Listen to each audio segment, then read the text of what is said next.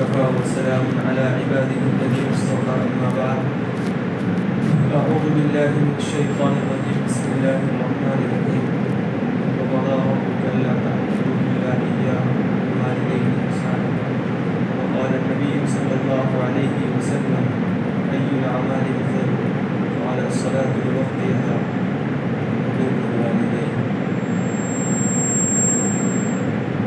صدق الله العظيم.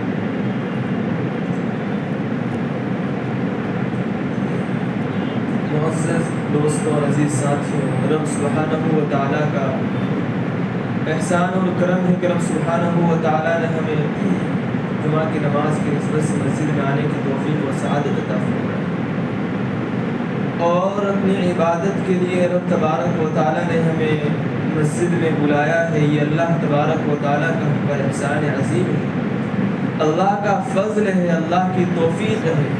جب تک کسی کے ساتھ رب سبحانہ و تعالیٰ کی توفیق شامل حال نہیں ہوتی ہے، بندہ اپنے تئیں کچھ نہیں کر سکتا ہے۔ انسان ہے کہ اپنے ذہن کے مطابق وہ اپنے آپ کو سب کچھ سمجھتا ہے، اور اپنے ذہن فاسد کے اندر انسان اپنے آپ کو مختار سمجھتا ہے۔ لیکن یہ انسان کی بڑی بھول ہے کہ وہ انسان کہ جس کی دنیا کے اندر آنے سے پہلے کوئی حیثیت نہ تھی، جس کا کوئی چرچا نہ تھا، جس کو کوئی پوچھتا نہ تھا، وہ انسان کہ جب وہ پیدا ہوا اس وقت بھی اسے کوئی پوچھتا نہ تھا۔ پیدا ہونے کے بعد بھئی میرا بھی کام رونا تھا، آپ کا بھی کام رونا تھا، میں بھی روتا تھا، آپ بھی روتے تھے، بھوک لگتی تھی تو روتے تھے، بیمار ہوتے تھے تو روتے تھے، کچھ زبان سے کہہ نہیں سکتے تھے، اور رب تبارک و تعالیٰ نے ماں جیسی عظیم نعمت عطا فرمائی، جو رب تبارک و تعالیٰ نے ماں کو افہام دیا، تفہیم دی، وہ بچے کو رونے کو سمجھ جاتی ہے۔ آیا یہ کس کے لیے رو رہا ہے؟ یہ بھوک کی وجہ سے رو رہا ہے، یا کسی درد کی وجہ سے رو رہا ہے، یا کسی بیماری کی وجہ سے رو رہا ہے، یا اس کو دودھ کی ضرورت ہے۔ یہ انسان کا کام تھا کہ جب وہ پیدا ہوا اس کا کوئی چرچا نہ تھا، اس کو کوئی پوچھنے والا نہ تھا، اس کو اٹھانے کے لیے ماں سہارا دیتی تھی، اس کو چلانے کے لیے ماں سہارا دیتی تھی، اس کو بلوانے کے لیے ماں زبان اس سے بلواتی تھی، اس کو کچھ سکھاتی تھی، اس کو انگلی پکڑ کر چلنا سکھاتی تھی۔ اب یہ انسان ہے کہ کچھ عروج پاتا ہے، کچھ ترقی پاتا ہے، اس کے پاس کچھ چیز آ جاتی ہے، پھر انسان اپنے ذہن کے مطابق اپنے آپ کو بھلا سمجھنے لگتا ہے، اپنے آپ کو اچھا سمجھنے لگتا ہے، اور اپنی زندگی کے اندر اپنے آپ کو مختار سمجھتے ہوئے وہ رب کی نعمتوں کی ناشکری کرنے لگتا ہے، اور رب تبارک و تعالیٰ کی اطاعت سے نکلنے لگتا ہے، وہ نبی کی اطاعت سے نکلنے لگتا ہے، اور اپنے رب تبارک و تعالیٰ کو وہ بھلا دیتا ہے۔ اب یہاں دیکھو کہ انسان تجھے اپنی زندگی کے ابتدائی سال میں کوئی پرسان حال نہ تھا، تجھے کوئی پوچھنے والا نہ تھا، تیری ماں تھی جو تجھے پوچھتی تھی، تیرا باپ تھا تجھے پوچھتا تھا، تجھے محلے میں کوئی مارتا تھا، تیرا باپ جاتا تھا، تیری ماں لڑتی تھی، تیرے دفاع میں کھڑی ہوتی تھی، انسان تیرا کوئی کام نہ تھا۔ اب تجھے جوانی کا یہ عروج ملا ہے، جوانی کا تجھے موقع ملا ہے، جس زمین پر، جس اللہ کی زمین پر اپنی پیشانی کو تجھے جھکانا تھا، جس رب کے سامنے تجھے اور مجھے سجدہ ریز ہونا تھا، اب تجھے اس جوانی کے موقع پر کیا ہوا کہ تو رب کی نعمتوں کو بھول چکا ہے، کہ تو اس بات کو واپس بھول چکا ہے کہ جہاں تو بستر پر تھا، جہاں تیری زبان لڑکھڑا رہی تھی، جہاں تیرے پیر لڑکھڑا رہے تھے، اب تیری زندگی کے 70 سال گزر چکے ہیں، 80 سال گزر چکے ہیں، انسان تجھے پھر بستر پر آنا ہے، تجھے پھر رب تبارک و تعالیٰ کا محتاج ہو جانا ہے، تجھے اسباب زندگی میں دوبارہ انسان کا محتاج ہو جانا ہے۔ ابھی تو تیری ماں زندہ تھی، تجھے چلانا سکھاتی تھی، تجھے کھانا کھلانا سکھاتی تھی، اب تیری ماں مر چکی ہے، اب تو خود موت کے دہنے پہ پہنچ چکا ہے، اور عروج میں رب تبارک و تعالیٰ کو بھلانے والے نوجوانوں سے میں کہتا ہوں، اپنی زندگی کو عیاشیوں کے اندر گزارنے والے نوجوانوں کے سامنے میں دردمندانہ اپیل رکھتا ہوں کہ اپنی زندگی کا رخ بدلے، اپنی زندگی کو رب تبارک و تعالیٰ کی اطاعت و فرما برداری کے اندر گزارے، کہ جہاں تمہیں گناہ کا موقع مل رہا ہو، جہاں تم اپنے رب کی اطاعت سے باہر نکلنے والے ہو، یہ سوچو مجھے زندگی کے مراحل وہ اختیار کرنا ہے کہ مجھے بستر پر سونا ہے، مجھے واپس کھارنا ہے، مجھے واپس سہارے سے چلنا ہے، جب اس وقت مجھے کوئی سہارا دینے والا نہیں ہوگا، اس وقت مجھے کوئی بولنے والا نہیں ہوگا، اور میں کھانسوں گا تو میری اولادوں کو تکلیف ہوگی، میرے بچوں کو تکلیف ہوگی، میری بہو کو تکلیف ہوگی، گھر میں میرا رہنا دوبھر ہو جائے گا،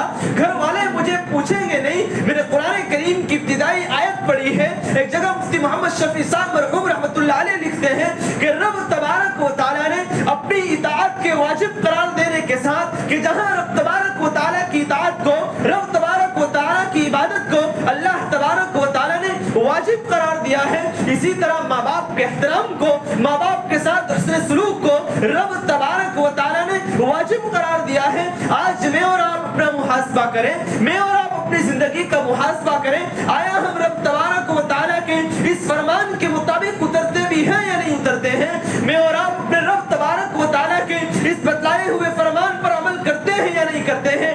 آج بہت سارے ماں باپ کو یہ شکوہ ہوتا ہے، آج بہت سارے نہیں سارے ماں باپوں کو یہ شکوہ ہوتا ہے، آئی ہماری اولادیں نافرمان ہو چکی ہے، ہماری اولاد ہمارا کہاں نہیں مانتی ہے۔ ہاں بھائیوں، کہاں مانے گی کہ جب ہم نے ابتدائی مراحل کے اندر، جہاں ہم نے ان کو ان کی زندگی کے صحیح رخ جہاں دینا تھا، ان کو صحیح ہدف جہاں دینا تھا، ان کو صحیح رخ جہاں دینا تھا، میرے اور آپ نے اپنے اولادوں کو وہ صحیح رخ نہیں دیا، وہ صحیح ہدف نہیں دیا، اور پھر ہوتا یہ ہے کہ اولاد اپنے ماں باپ کے نافرمان بن جاتی ہے، اور ماں باپ کی زندگی اجیرن بن کے رہ جاتی ہے۔ ان آنکھوں نے وہ واقعات دیکھے ہیں، کانوں نے وہ واقعات سنے ہیں کہ اولاد اپنے ماں باپ کو دھڑے سے گالی دیتی ہے۔ یہ میں اپنی بات نہیں کر رہا ہوں، ہر گھر کا یہ حال ہے کہ اولاد ماں باپ کے ساتھ حسن سلوک نہیں کرتی ہے۔ بھائیو، اللہ کے نبی صلی اللہ علیہ وسلم کا زمانہ ہے، اللہ کے نبی صلی اللہ علیہ وسلم کے پاس ایک بیٹے نے اپنے باپ کی شکایت کی تھی۔ اللہ کے نبی صلی اللہ علیہ وسلم کو جب اس بات کا پتہ چلا تو اس نے اپنے باپ کو بلایا کہ بیٹے جاؤ اپنے باپ کو میرے پاس بھیجو۔ اللہ کے نبی صلی اللہ علیہ وسلم کے دربار میں جب وہ باپ آتا ہے، اللہ کے نبی صلی اللہ علیہ وسلم کے دربار میں جب وہ باپ آتا ہے تو وہ راستے میں روتے ہوئے آتا ہے، اپنے دل میں کچھ اشعار پڑھتا ہے، حواسہ کے اندر وہ اشعار تمام موجود ہیں، وہ اپنے اندر کہتا ہوا آتا ہے، بھائی میں نے اس کو بڑا کیا، اس کو پالا، اس کی زندگی کو سنوارا، اس کے لیے سب کچھ کیا، اس کے لیے میں نے گالی برداشت کی۔ یہ ہر باپ کا مرحلہ ہوتا ہے، ہر باپ اپنی ابتدائی زندگی اپنے بیٹے کے لیے وہ کہاں سے کما کر لاتا ہے، وہ کیا کرتا ہے، کس کی گالیاں سنتا ہے، وہ ہم کو پتا نہیں ہے۔ ہمیں اپنی زندگی کے عروج کے اندر یہ سب بھول جانا ہے، اس لیے ہمیں اس کا احساس نہیں ہوتا ہے۔ اللہ کے نبی صلی اللہ علیہ وسلم کے پاس حضرت جبرائیل آئے اور اس باپ کی تمام کیفیت کو اللہ کے نبی صلی اللہ علیہ وسلم کو بتلائی۔ اللہ کے نبی صلی اللہ علیہ وسلم کے پاس جب باپ حاضر ہوتا ہے تو اللہ کے نبی صلی اللہ علیہ وسلم فرماتے ہیں کہ آپ نے اپنے دل کے اندر جو بات کہی ہے ذرا وہ بتلائیے مجھے۔ باپ بڑا پریشان ہے، بھائی میں نے تو اس کو زبان سے ادا نہیں کیا، میں نے تو دل میں سوچا تھا، دل میں کڑا تھا۔ جب اللہ کے نبی صلی اللہ علیہ وسلم کو بتلایا تو اس بیٹے کو نکال دیا کہ بھائی آپ پر آپ کا یہ حق ہے، والدین پر بر الوالدین۔ والدین امام ترمذی رحمۃ اللہ علیہ نے مستقل اس پر باب قائم کیا ہے، والدین کے ساتھ حسن سلوک، والدین کے ساتھ ان کی اطاعت و فرما برداری۔ جس چیز کو قرآن نے بیان کر دیا ہے اس کا مقام اور مرتبہ کیا ہے بھائیو، اس کا مقام اور مرتبہ کیا ہے؟ جو رب یہ کہہ رہا ہو، اللہ کے نبی صلی اللہ علیہ وسلم نے فرمایا کہ بھائی تمہیں یہ دیکھنا ہو کہ آیا میرا رب مجھ سے راضی ہے یا ناراض ہے، میرا رب مجھ سے خوش ہے یا ناراض ہے، تو دیکھ لو، آپ اپنے باپ کو دیکھ لو، والدین کو دیکھ لو۔ اللہ تبارک و تعالیٰ نے اپنی رضا، اپنی خوشنودی، اپنا خوش ہونا ماں باپ کے خوش ہونے کے ساتھ جوڑ دیا ہے۔ تو سارے اس بات کا عزم کریں، سارے نوجوان اس بات کا تہیہ کریں کہ انشاءاللہ کبھی ہم اپنی ذات سے اپنے ماں باپ کو کبھی تکلیف نہیں پہنچائیں گے۔ کرتے ہیں نا انشاءاللہ۔ اللہ تعالیٰ ہم کو اس پر عمل کرنے کی توفیق عطا فرمائے۔ حضرت عبداللہ ابن عمر رضی اللہ تعالیٰ ایک مرتبہ سفر کرنے کہیں جا رہے تھے تو راستے میں ایک شخص ملا، آپ نے اپنا عمامہ اتار دیا ان کے ہاتھ کو بوسہ دیا، ان کے ساتھ اکرام کیا، احترام کیا، ان کی تعظیم کی، تکریم کی۔ آپ کے ساتھ نافع تھے یا کوئی اور دوسرے غلام تھے، تو کہا حضرت آپ نے ان کی اتنی تعظیم کی، اپنے دستار نبوت ان کے لیے بچھا دی؟ کہا یہ میرے والد کے ملنے والے، یعنی حضرت عمر رضی اللہ تعالیٰ عنہ کے ملنے والے تھے، میں اپنے والد کے ملنے والے کا یہ احترام کر رہا ہوں۔ یہ والدین کے ساتھ احسان اور والدین کے ساتھ سلوک جو آج ہمارا رویہ بن چکا ہے، آج کے نوجوانوں کی حالت اگر میں تمہیں بتلاؤں تو مجھے افسوس ہوتا ہے اس بات پر کہ قوم کا وہ حصہ، قوم کے وہ نوجوان جن کی زندگی تو یہ ہونی چاہیے تھی کہ وہ رسول کی محافظت کرتے، وہ دین کی محافظت کرتے، وہ نبی کریم صلی اللہ علیہ وسلم کے دین کے پہرے دار بنتے، وہ نبی کریم صلی اللہ علیہ وسلم کے دین کو فروغ پہنچاتے، لیکن آج وہی قوم کے نوجوان جن کے سامنے میرے نبی کو یہ امید وابستہ تھی، یہ نبی کریم صلی اللہ علیہ وسلم نے جن کے لیے کبھی مینا میں دعائیں کی ہو، کبھی عرفات میں دعائیں کی ہو، کبھی مزدلفہ میں دعائیں کی ہو، کبھی کعبے کے غلاف کو پکڑ کر ان کے لیے دعائیں کی ہو، آج امت کا وہ نوجوان طبقہ جو امت کی صحیح رہبری کر سکتا ہو، جو امت کے ماں بہنوں کی حفاظت کر سکتا ہو، ان کی عصمت کر سکتا ہو، لیکن قوم کا وہی حصہ، قوم کا وہی نوجوان، قوم کا وہی سردار جو آج امت کا مستقبل سنوارنے کے لیے نوجوانوں کے اوپر وہ ہمارے بزرگوں کی ٹکٹکی لگی ہوئی ہے کہ یہ قوم کے صحیح رہبر بنیں گے، لیکن جہاں نوجوانوں کو دیکھا جاتا ہے، مسلمان بچوں کو دیکھا جاتا ہے، مسلمان نوجوانوں کو دیکھا جاتا ہے، شراب خانوں پر وہ نظر آتے ہیں، شراب کے اڈوں کو آباد کرنے والے یہ ہمارے مسلمان قوم ہے، مسلمان نوجوان کا طبقہ ہے۔ زنا کاروں کے اڈوں کو دیکھو، عیاشیوں کو اڈے کو دیکھو، جہاں نافرمانی ہو رہی ہو، جہاں اگر کہیں نہیں نظر آتے ہیں تو مسجد میں نظر نہیں آتے ہیں، رب تبارک و تعالیٰ کی اطاعت و فرمانبرداری میں نظر نہیں آتے ہیں، ورنہ جہاں دیکھو وہاں رب کی اطاعت سے نکلنے والے یہ نوجوان قوم ہے، نوجوان کا طبقہ ہے۔ بتاؤ میرے بھائیوں کہ میرے نبی کی شریعت میں کون سی کمی رہ گئی تھی؟ بتاؤ میرے نبی کی شریعت میں وہ کیا کمی رہ گئی تھی جو تمہیں دین پر نہیں ابھارتی ہے، نماز پر نہیں ابھارتی ہے، مسجد میں آنے پر نہیں ابھارتی ہے؟ میں اور آپ دنیاوی کام کے لیے، میں اور آپ اپنے مفاد کے لیے اپنے کام کو مؤخر کر دیتے ہیں، اپنے وقت کو نکال لیتے ہیں، لیکن جہاں رب کی اطاعت کی بات آتی ہے مؤذن صدا لگاتا ہے حی علی الصلاۃ حی علی الفلاح، لیکن اس وقت قوم کا نوجوان وہ جوئے کے بازاروں کو گرم کر رہا ہوتا ہے، وہ سود کے بازاروں کو گرم کر رہا ہوتا ہے، وہ عیاشیوں کے اڈوں کو برباد کر رہا ہوتا ہے۔ یہ قوم کا نوجوان کہ جس کو مسجد پکار رہی ہے، مؤذن پکار رہا ہے، جا ادھر رہا ہے، جہاں اس کی کامیابی نہیں ہے، جہاں اس کی فلاح نہیں ہے، جہاں اس کی بہبود نہیں ہے۔ آج مسلمان قوم جو ذلت کا شکار ہے، آج مسلمان اپنی 70 سالہ آزادی کے باوجود، جو مسلمان اپنے آپ کو تنزلی میں محسوس کر رہا ہے، جو مسلمان 70 سالہ آزادی کے باوجود اپنے آپ کو ذلت کی زندگی میں محسوس کر رہا ہے، اس کی صحیح وجہ یہ ہے، اس کی اصل وجہ یہ ہے، اس کا ہدف یہ ہے کہ نوجوان نے اپنے رخوں کو بدل لیا ہے، انہوں نے اپنی سوچ کو بدل لیا ہے۔ آج نوجوان قوموں نے اپنی فلاح کو غیروں کو طریقے میں دیکھا ہے، انہوں نے اپنی زندگی کے آئیڈیل کو کسی اور کو بنایا ہے۔ جس قوم کو رسول کو آئیڈیل بنانا تھا، عمر کو آئیڈیل بنانا تھا، ابو بکر کو آئیڈیل بنانا تھا، قوم کے نوجوانوں نے ان ایکٹروں کو اپنا نوجوان اور اپنا آئیڈیل بنایا ہے، اپنا نمونہ بنایا ہے، جو سراسر غلاظت لیے ہوئے پھرتے ہیں۔ آج ہماری ماں بہنوں نے ان کو آئیڈیل بنایا ہے جن کے دلوں میں بغض ہے، جن کے دلوں میں میرے نبی کے بارے میں نفرت ہے، میرے رسول کے بارے میں نفرت ہے، میرے دین کے بارے میں نفرت ہے۔ جن لوگوں کو تم سنتے ہو، جن لوگوں کو تم دیکھتے ہو، وہ دین کے دشمن ہے، وہ دین پہ ڈاکہ ڈالنے والے ہیں، وہ رسول سے نفرت کرنے والے ہیں۔ ہاں یہ ہو سکتا ہے بھلا کوئی کہ جو میرے نبی پہ کیچڑ اچھالنے والے ہو وہ مسلمان کے کہاں ساتھ دینے والے بنے۔ ہاں یہ ہے قیامت کی علامتوں میں سے ہے، جب تک کہ قیامت اس وقت تک نہیں آئے گی، جب تک کہ اس دنیا کے اندر سے یہودی ختم نہ ہو جائیں گے، یہودی اس دنیا کے اندر رہیں گے، اس وقت تک قیامت نہیں آ سکتی ہے۔ کیوں کہ یہودی یہ امن پرست نہیں ہے۔ جب تک اس دنیا کے اوپر یہودی رہیں گے اس وقت تک اس دنیا کے اوپر، اس دھرتی کے اوپر، اس کرۂ ارض کے اوپر یہ امن نہیں آ سکتا ہے۔ آج ہم ان لوگوں کی پیروی کرتے ہیں، آج ہم اپنے ان لباسوں کو اختیار کرتے ہیں جو رسول کی شریعت میں مخالفت کرتے ہیں، اپنے بالوں کو ان طریقوں پہ کٹاتے ہیں جو میرے رسول کے طریقے پر قطعاً نہیں ہے۔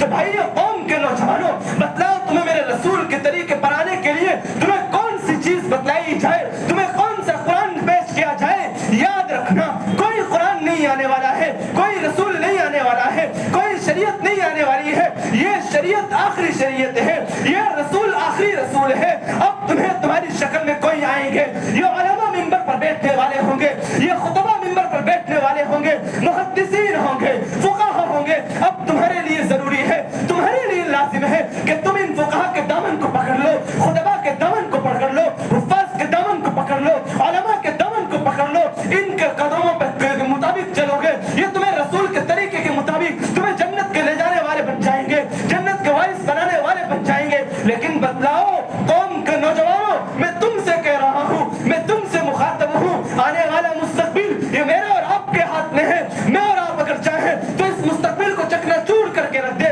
میرے نبی کو سپنوں کو ہم خاک میں ملا کر رکھ دے۔ یاد رکھو کبھی علماء کی تحقیر نہ کرے، کبھی مساجد کی بے حرمتی نہ کرے، کبھی علماء کی بے حرمتی نہ کرے، کبھی دین کی بے حرمتی نہ کرے۔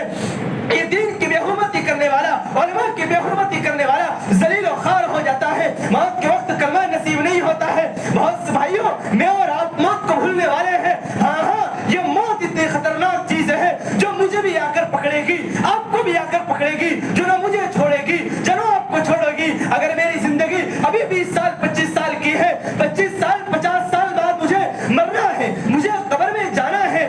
آج تمہاری زندگی 70 سال ہے، تم 10 سال خوشگواری کے اندر جیو گے، تمہاری 50 سال ہے، 30 سال خوشگواری کے اوپر تم جیو گے۔ تمہیں بھی بستر پر آنا ہے، مجھے بھی بستر پر آنا ہے، تمہیں بھی موت کے منہ میں جانا ہے، مجھے بھی موت کے منہ میں جانا ہے، تمہیں بھی قبر کا لقمہ بننا ہے، مجھے بھی قبر کا لقمہ بننا ہے۔ فرشتے تم سے بھی پوچھیں گے، مجھ سے بھی پوچھیں گے، مجھے بھی مرنا ہے۔ تو بھائیو پھر تکبر والی زندگی کیسی ہے، پھر یہ جھوٹ والی زندگی کیسی ہے، پھر یہ ماں باپ کی نافرمانی والی زندگی کیسی ہے، رب کی نافرمانی والی زندگی کیسی ہے، جس زندگی پر میرا رب لعنت بھیجتا ہو، میرا رسول لعنت بھیجتا ہو، فرشتے لعنت بھیجتے ہو۔ بھائیو وہ زندگی کوئی کامرانی والی ہو سکتی ہے؟ مطلب کامرانی والی ہو سکتی ہے؟ کبھی نہیں ہو سکتی ہے۔ جب اگر ہم اپنی زندگی کو اسی طرح گزاریں گے تو والا ہمیں کامیابی مل سکتی ہے۔ بھائی کچھ پانے کے لیے کچھ کھونا پڑتا ہے۔ ہمیں جنت بڑی آسان ہے، دین بڑا آسان ہے، لیکن آج میں اور آپ ہیں کہ ہم اللہ کے نبی صلی اللہ علیہ وسلم نے ہمیں تمام طریقے بتلائے ہیں، ہمیں زندگی کے اصول بتلائے ہیں، ہمیں نبی نے اپنے دین پر چلنے کے اصول بتلائے ہیں، ہمیں شریعت مطالعہ عطا فرما دی ہے۔ آپ یہ بات یاد رکھ لیں، میں آپ کو بطور میزان بتلا رہا ہوں، یہاں ممبر پر بیٹھنے والا کوئی ہو، آپ دیکھو کہ یہ اپنا اصول بنائیے، اپنا ہدف بنائیے کہ آپ کو دیکھنا ہے کہ آپ کے نبی نے آپ کو قرآن دیا ہے، نبی نے حدیث دی ہے، اب تم قرآن کو اپنا مضبوط میزان بنا لو، حدیث کو اپنا مضبوط میزان بنا لو۔ میں بول رہا ہوں میری بات اگر قرآن و حدیث کے موافق ہے آپ میری بات پر عمل کرو، میری بات اگر قرآن و حدیث کے موافق نہیں ہے آپ چھوڑ سکتے ہو۔ امام ابو حنیفہ رحمۃ اللہ علیہ فرماتے ہیں کہ اگر میری بات کوئی آپ کو قرآن کے خلاف نظر آئے، حدیث کے خلاف نظر آئے، میری بات کو تم دیوار پر پٹک سکتے ہو۔ امام باقر سے جب ملنے کے لیے امام ابو حنیفہ مکہ المکرمہ میں جب سے ان سے ملے تھے تو ان سے مل نہیں رہے تھے اور سلام کے جواب میں وہ بے رخی برت رہے تھے امام باقر، تو امام باقر سے کہا بھائی آپ کے چہرے سے بے رخی نظر آ رہی ہے۔ امام ابو حنیفہ کو امام باقر نے کہا تھا کہ میں نے سنا ہے آپ حدیث کے مقابلے میں اپنے قیاس کو ترجیح دیتے ہو۔ امام ابو حنیفہ نے اس وقت فرمایا تھا امام باقر بات ایسی نہیں ہے، میں نانا کے دین کے اوپر اپنے قیاس کو کبھی ترجیح نہیں دیتا ہوں، میرا قول تو یہ ہے کہ جہاں نبی کی حدیث آ جائے، صحابہ کے اقوال آ جائے، میری بات کو تم رد کر سکتے ہو۔ اتنا بڑا امام کہہ رہا ہے، دنیا کا امام یہ بات کہہ رہا ہے۔ بھائیوں میں اور آپ بھی اپنے میزان کو، قرآن و حدیث کو اپنا میزان بنائے، اپنا ہدف بنائے، کسی کو نہ سنے، کسی کو نہ دیکھے، جو قرآن کہہ رہا ہے اس پر عمل کرے، جو حدیث بتلا رہی ہے اس پر عمل کرے، جو صحابہ کا طریقہ ہے، تابعین کا طریقہ ہے، اس پر چلتے ہوئے اپنی زندگی کو گزارے، زندگی میں خوشگواری آئے گی۔ تو انشاءاللہ عمل کریں گے نا ان تمام باتوں پر۔ اللہ تعالیٰ ہم سب کو عمل کرنے کی توفیق عطا فرمائے۔ میں نے قرآن کریم کی آیت پڑھی تھی والدین کے اوپر سے کہ اللہ تبارک و تعالیٰ نے ان کی اطاعت کو واجب قرار دیا ہے، ان کے ساتھ حسن سلوک کو ضروری قرار دیا ہے۔ امام ذہبی رحمۃ اللہ علیہ فرماتے ہیں ابن عون رحمۃ اللہ علیہ نے 2 غلام آزاد کیے تھے۔ کسی نے پوچھا بھائی حضرت آپ نے 2 غلام آزاد کیے ہیں؟ کہا ایک مرتبہ میری ماں کی آواز پر میری آواز اونچی ہو گئی تھی تو میں نے کفارے کے طور پر 2 غلام آزاد کیے ہیں۔ امام حسن بصری رحمۃ اللہ علیہ کتنے بڑے امام ہیں، وہ فرماتے ہیں میں نے اپنی والدہ کے ساتھ کبھی کھانا نہیں کھایا۔ پوچھا کہ بھائی भाई क्यों खाना नहीं खाया? आपने अपनी वालिदा के साथ फरमाया कि कहीं ऐसा ना हो कि जिस लुकमे को मैं खाना चाह रहा हूँ, जिस लुकमे को मेरी वालिदा खाना चाह रही हो, मैं उसको खा लूं तो कहीं ये मेरी माँ के साथ बेअदबी ना हो जाए। तो मेरे नौजवानों, अपनी जिंदगी का रुख बदले, अपने वालिदैन के साथ उसने सलूक करे। आज जब नौजवान की शादी हो जाती है, माँ बाप बूढ़े वो बैठे रहते हैं बाहर, बेटा बाप से बोलने को तैयार नहीं है, माँ से बोलने को तैयार नहीं है। माँ बाप की शिकायत होती है कि बेटा बदल चुका है। भाइयों, तुम अपनी जिंदगी पर कुछ खौफ खाओ, तुम अपनी जिंदगी पर कुछ खौफ खाओ, अपनी जिंदगी पर रहम करो। जिन माँ बाप ने तुम्हें पैदा करके तुम्हें बड़ा किया है, तुम्हें पाला पोसा है, तुम्हारे लिए वो रोए हैं और आखिरी उम्र तक तुम्हारे लिए रोते रहते हैं। तुम्हारी जिंदगी का ये कौन सा तरीका है कि तुम अपने माँ बाप को भूल जाते हो, उनको गाली दे देते हो? किसी ने बड़ी अच्छी बात कही कि अगर माँ बाप की खिदमत की जिम्मेदारी अगर औरत को दी जाती तो ये माँ बाप कभी भी बुढ़ापे के मौके पर उस हाउस के अंदर नहीं जाते जहाँ माँ बाप को छोड़ दिया जाता है। उनके खांसने की वजह से, उनके बुढ़ापे की वजह से, उनके कराने की वजह से नौजवानों को अपने माँ बाप की खांसी पसंद नहीं है, उनका कराना पसंद नहीं है। जो मेरे नबी सल्लल्लाहु अलैहि वसल्लम फरमा रहे हैं, उमर को फरमा रहे हैं, उमर यहाँ देखना मदीनतुल मुनव्वरा के मौके पर, हज के मौके पर यमन से चलने वाला एक शख्स आएगा, उसका नाम उवैस होगा। जब वो तुम्हें मिल जाए उनसे दुआ का कहना। हज़रत उमर रज़ियल्लाहु ताला खलीफा बने हैं। हज़रत उमर ने जब मक्का मुकर्रमा में पहुंचे हैं हज के मौके पर, तो यमन वालों को खड़ा किया, फिर कबीले कर्न वालों को खड़ा किया। हज़रत उमर रज़ियल्लाहु ताला ने कहा, भाई उवैस नाम का कोई शख्स है? तो उनके भाई ने कहा, वो तो ऊंट चराने के लिए गए हैं, हज़रत अमीरुल मोमिनीन अली को लेकर निकले हैं। जब वहां देखते हैं हज़रत उवैस कर्नी रज़ियल्लाहु रहमतुल्लाह अलैह वहां ऊंट चरा रहे हैं और नमाज में मशगूल हैं। अमीरुल मोमिनीन वहां बैठे और उवैस कर्नी जब नमाज से फारिग हुए, उनसे पूछा कि आप कौन हो? तो कहा, मेरा नाम अब्दुल्ला है, मैं अल्लाह का बंदा हूँ, आपको बतलाइए क्या काम है? अमीरुल मोमिनीन ने पूछा, आपकी माँ ने आप पर क्या नाम रखा है? कहा, मेरा नाम उवैस है। हज़रत उमर मोमिनीन हाथ पकड़ते हैं, कहा, उवैस हमारे लिए दुआ कर दो। उवैस अपने हाथ को उठाओ। हज़रत उवैस ने कहा, भाई तुम बतलाओ तुम कौन हो? हज़रत अली ने कहा, ये अमीरुल मोमिनीन है। हज़रत उमर को देखकर हज़रत उवैस कर्नी चौंक गए कि भाई आप तो अमीरुल मोमिनीन हैं, आप तो नबी की रिसालत से वाबस्ता हैं, आपने तो नबी को देखा है, आपका मकाम बड़ा बुलंद है। अमीरुल मोमिनीन ने कहा कि उवैस बात ऐसी नहीं है, कायनात के पैगंबर ने मुझे हुक्म दिया है उवैस से दुआ का कहना, उवैस से दुआ का कराना, ये उवैस की दुआ कभी रद्द नहीं होती है। पूछा, क्या मामला है? हाँ भाइयों, ये वही उवैस है जो नबी के जमाने के अंदर मौजूद थे, लेकिन अपनी माँ की खिदमत की वजह से वो नबी को नहीं देख सके। अल्लाह तबारक व तआला ने इतना बड़ा मकाम दे दिया, इतना बड़ा मकाम दे दिया कि सहाबी को कहा जा रहा है कि हज़रत उवैस से जाके दुआ कराना, उनकी दुआ रद्द नहीं होती है।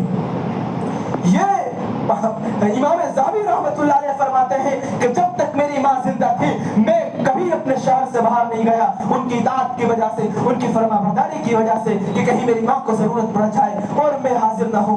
ये वालिदैन का एहतराम, ये वालिदैन के साथ उसने सलूक आज मेरी और आपकी जिंदगी से क्यों निकल गया? मैं और आप अपने माँ बाप की आंखों की उछलियां क्यों नहीं पड़ते हैं, जो लाल हो चुकी है, जो रातों को उठकर रोती है जब बाप को ठोकर लगती है, बाप बेटे को याद करता है, उस बाप को जिंदगी को याद करो जब लोग उसको गाली देते हैं अपने बेटे की कमाई के लिए, दो रोटी के लिए, बाप दर दर की ठोकरें खा रहा हो, बाप दर दर जाकर अपने बेटे के लिए कमा रहा हो और आखिरी उम्र तक बाप की ये तमन्ना हो मेरा बेटा बाइज्जत बने, मेरा बेटा मेरे साथ उसने सलूक करे, उसकी इज्जत हो। लेकिन नौजवान कौम के तबकों को क्या हो गया, क्या साथ सुन गया जो अपने माँ बाप के साथ उसने सलूक नहीं करती है? बताओ भाइयों, कुरान की खिलाफ वर्जी करके तुम्हें कुछ मिलने वाला हो, हदीस की खिलाफ वर्जी करके तुम्हें कुछ मिलने वाला हो? क्या मौत में और मुझे आकर नहीं दबोचने वाली है? कुल्लु नफ्सिन ज़ाइक़तुल मौत। याद रखो, अपनी जिंदगी का हदफ ये बनाओ। अल्लाह के नबी सल्लल्लाहु अलैहि वसल्लम ने फरमाया कि अल मर्उ मअ मन अहब्बा। जब सहाबा ने ये हदीस सुनी बड़े खुश हुए। आदमी का क़यामत के दिन हश्र उसके साथ होगा जिसके साथ वो मोहब्बत करने वाला हो।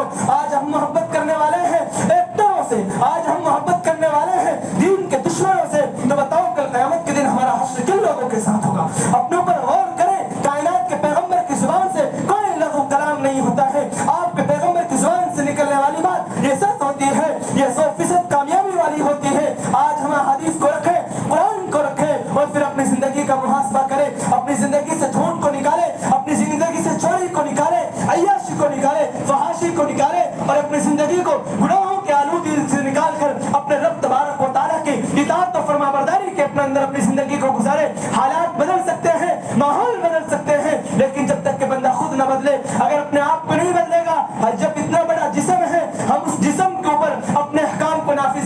ہیں, اسلام کو نافذ نہیں کر سکتے ہیں. ملک کے اندر کہاں اسلامی حکومت آئے گی جب ہم اپنے 7 فٹ کے جسم کے اوپر اسلامی حکومت نافذ نہیں کر سکتے ہیں, وقت پر مسجد نہیں آتے ہیں, رشتہ داروں کے ساتھ اتنے سلوک نہیں کرتے ہیں, قرآن نہیں پڑھتے ہیں. اتنے مجمع میں کوئی اتنے لوگ ہوں گے جنہوں نے رمضان سے ابھی تک قرآن کو دیکھا نہیں ہوگا. یہ قرآن کا حق نہیں ہے. ہفتہ نکل جاتا ہے, اشرا نکل جاتا ہے, بھائی ہم قرآن کو چھوتے تک بھی نہیں ہیں. پھر حالات اسی طرح آتے ہیں, پھر ہم شکوا کرتے ہیں حالات خراب ہے. حالات خراب نہیں ہے, حالت ہماری خراب ہے, روح ہماری خراب ہے, روح ہماری مجروح ہے. جب ایمان مضبوط ہوتا ہے, ایمان کے اندر جلا پیدا ہوتا ہے, انسان اپنی زندگی کو خوشگواری کے ساتھ گزارتا ہے. وہ گناہ کرتا ہے, اس کے دل میں دستک ہوتی ہے, لیکن جہاں انسان بہت گناہ کر لیتا ہے, دل میں سیاہی پڑ جاتی ہے, پھر وہ گناہ کرے ثواب کرے اس کو پھر کچھ پتہ نہیں چلتا ہے. تو اس کے لیے اپنی زندگی کو صحیح رخ پر لانے کے لیے آج سے سارے عہد کریں کہ انشاءاللہ